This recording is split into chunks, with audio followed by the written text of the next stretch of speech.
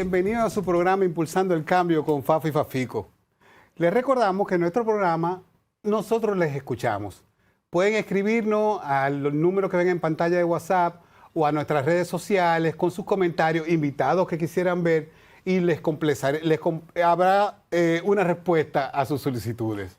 Y sobre todo, vean el historial y el pensamiento de un candidato insuperable para desarrollar las funciones de un senador, donde no hay duda que ni soborno ni amenazas impiden que él sea un portador del cambio con el que estamos todos comprometidos.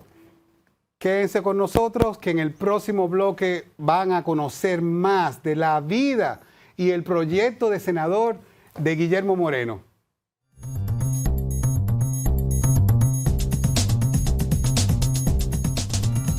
Estamos en nuestro segundo bloque con nuestro invitado, el próximo senador de la República Dominicana.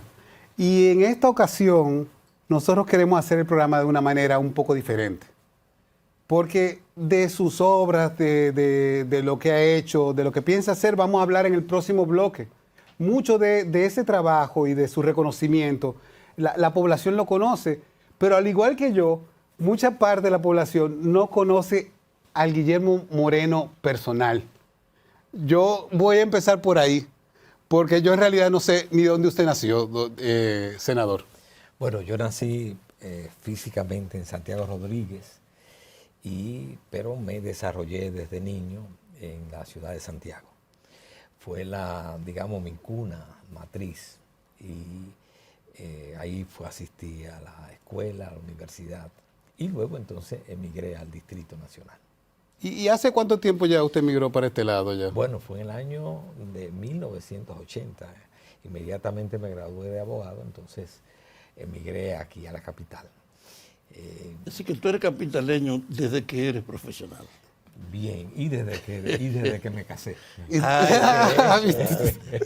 Porque la pareja, Aura y yo, vinimos a vivir aquí a la capital. Y a propósito, tu mujer da una agradable sensación cuando tú hablas con ella, y yo creo que es un factor que se refleja en propiciar tu propio trabajo, porque parece que ella es una efectiva, buena compañera. Bueno, no tengo palabras para yo describir todo lo que Aura es y aporta, no solamente ahora en esta circunstancia, sino a mi propia vida y a lo que ha sido la vida de nuestra familia, de nuestros hijos. Aura es el sostén de nuestra familia, es una esposa, una madre, una hermana, y una ciudadana, y una relacionadora y pública una eficiente tuya. Magnífica relacionadora pública. Así es. Y lo más importante, estamos hablando de dos intelectuales, una pareja moderna, de dos intelectuales que en este mundo han batallado juntos por un objetivo común. Me recuerda un poco a don Fafi Magali, también en eso de ser equipo y avanzar. Y él es una herencia de ese equipo. Pero me quedan todavía algunas preguntas de un poquito más atrás que creo que me salté. ¿A qué se dedicaban los padres suyos? Bueno, mi madre era profesora, ejerció como profesora. ¿En Santiago Rodríguez? Años, en parte en Santiago Rodríguez. Y mi padre era funcionario público, fue durante unos 25 años el secretario general del Ayuntamiento de Santiago. Y digamos que en ese contexto yo me desarrollé. Es decir, tú tienes una escuela política a nivel familiar. Porque no es lo mismo ser hijo de una gente que tiene un oficio, pero la actividad política estaba en tu casa de chiquito. Bueno, puedo decir que hay una circunstancia de mi padre que me marcó. Él, como secretario general del ayuntamiento, tenía que llevar las actas de las sesiones y él utilizaba para corregirla un lápiz. Y en una ocasión yo vi un pedacito, con lo que nosotros llamábamos un cabito. Un cabito. Y lo tomé. Y le dije, ¿me puedo quedar con él? Y él me dijo, no, eso es del ayuntamiento. Si tú quieres, yo te compro, te tomas el 5 centavos para que compres un lápiz. Y eso a mí, ese rigor de separar lo que era de la familia y lo que era del ayuntamiento me marcó para toda la vida. Yo creo que ahí estriba la importancia de que comencemos nosotros por tu origen, porque en el país hay un déficit de credibilidad en la honradez de los políticos. Y tú tuviste una escuela desde la infancia acerca de esa responsabilidad. Así es. Pero yo leí también que hay otra influencia importante en su vida. Y me refiero a su abuelo Domingo Moreno Jiménez. ¿Cómo influyó la poesía del postumismo? Porque él es uno de los fundadores de ese movimiento también tan famoso en República Dominicana del principio del siglo pasado. Dentro de usted, eso le... Bueno, mi abuelo fue una figura crucial en mi vida porque era una referencia. Yo todos los años hacía 2 vacaciones. Por parte de mi madre, sus familiares eran del campo. Y yo me pasaba 15 días en el campo de origen de mi madre, que se llama El Fundo, en Santiago Rodríguez. Y luego hacía 15 días en la capital, que era entonces el abuelo intelectual. Y yo viví desde niño esos 2 mundos. Y, por ejemplo, cuando yo venía a la capital, yo me sentaba solamente a contemplar las cosas de mi abuelo. En la casa de mi abuelo iban diplomáticos, iban poetas, muchos estudiantes de la universidad que escribían poesía, le llevaban sus poesías para que él la leyera y les recomendara. Por ejemplo, Celedonio Jiménez, yo lo conocí visitando a mi abuelo, que tenía en ese momento una actitud hacia la literatura, visitando a mi abuelo, y entonces él leía los poemas, le decía esto sí, esto no, mejóralo. Y para mí eso era, imagínense, un niño que venía, un adolescente que venía de Santiago y veía esta figura. Unas veces en la tarde venía un diplomático extranjero a hablar de poesía, y yo entonces disfruté eso y viví esos 2 mundos.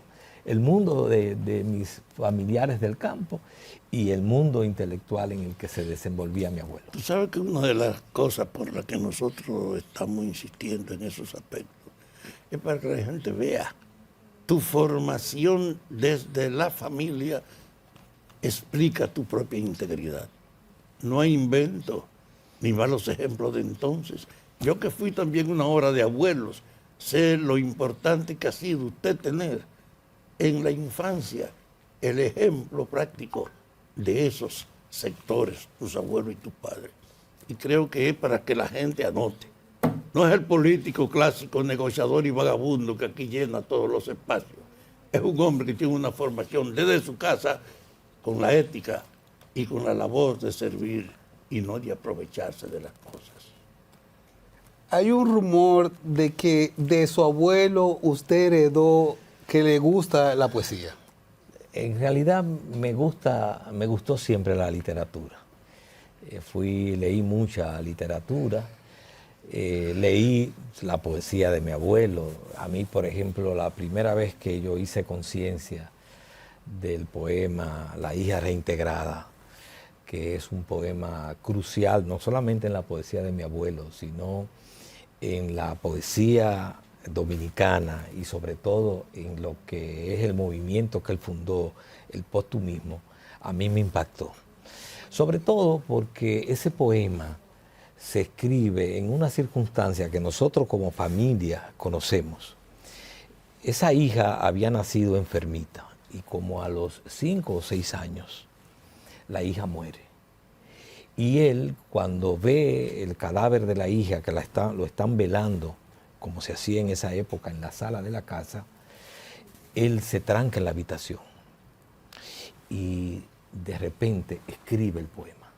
Wow. Y con la hija, mientras mi abuela, su esposa, lloraba y los hermanos lloraban de la niña y mis tíos, todos, y los familiares, él estaba escribiendo el poema. Y de ahí él sale a imprimir el poema, a hacer el poema.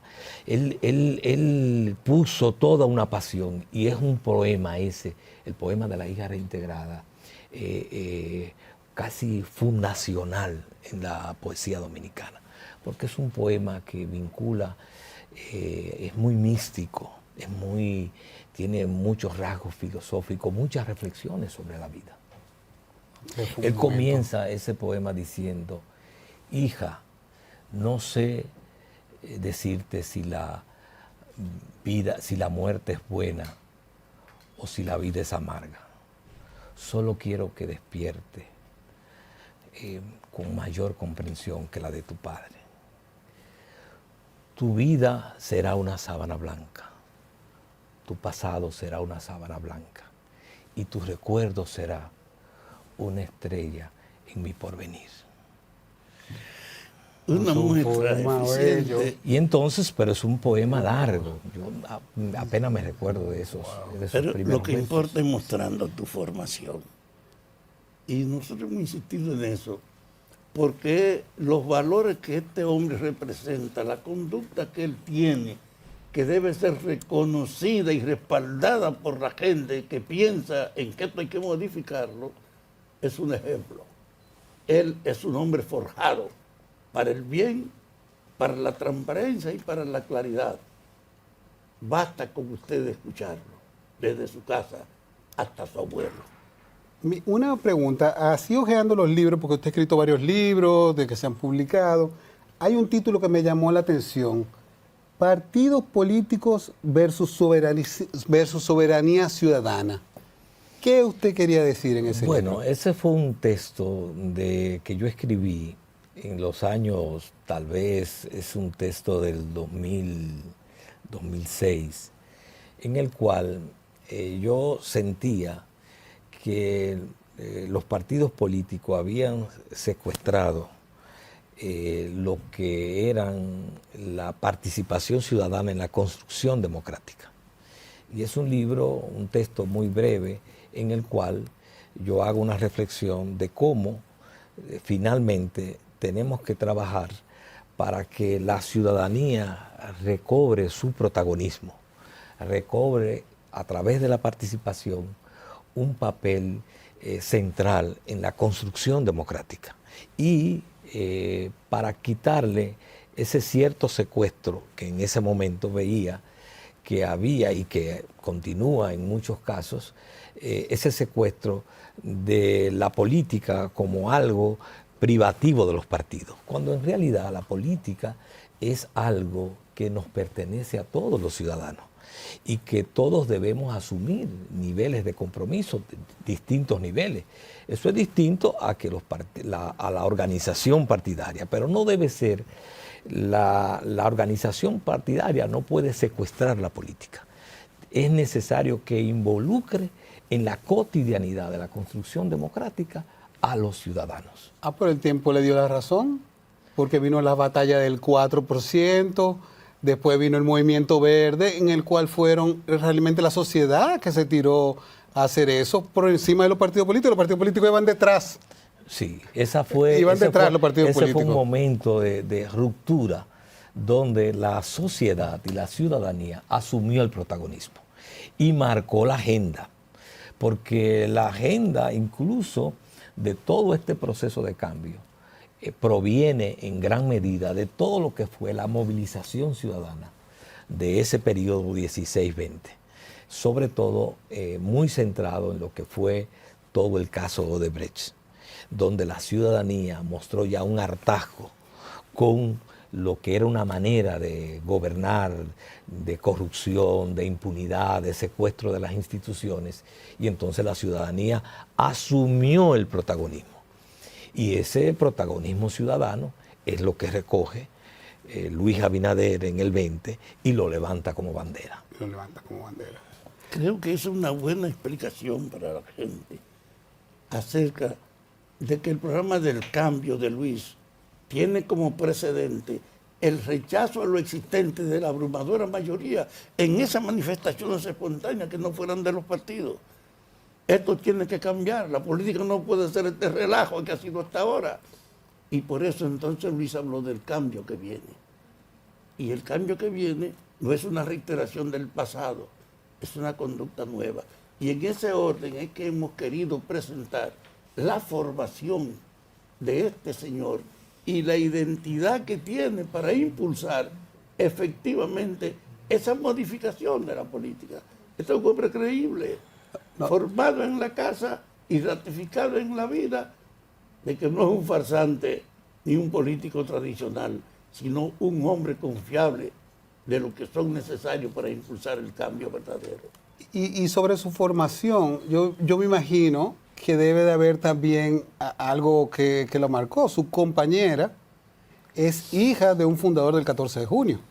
Sí, del doctor Abel Fernández Simón. Que pasó los mismos trabajos de todos esos revolucionarios de la 40. Sí, él fue hecho preso en la postrimería del régimen de Trujillo, fue torturado, fue sentado en la silla eléctrica, fue golpeado, duró un tiempo preso, y eso también en ella, evidentemente que era muy niña, forjó un espíritu de lucha y por la libertad y la democracia. Nosotros dos, Aurea y yo, nos conocimos en la universidad y nos conocimos en los años 70. Y en esos años era muy difícil para dos jóvenes sustraerse a lo que eran lo central de la vida nacional, que era aspirar a una sociedad con libertad y donde se protegieran los derechos fundamentales. Y eso, como una avalancha, nos llevó. Y nuestra relación estuvo siempre marcada por esa, y ha estado marcada por esa identidad de los dos en trabajar para un país democrático, soberano, donde haya justicia social. Eso fue parte de lo que nos identificó y ha sido parte de lo que un hilo conductor en toda nuestra relación como pareja. Tú sabes que esta presentación para el público del origen y de tu vida es como parte de nosotros mostrar, tú no eres un candidato cualquiera. Y vamos a verlo ahora en la próxima etapa de este programa, en tu visión sobre todas las demandas actuales de la actualidad.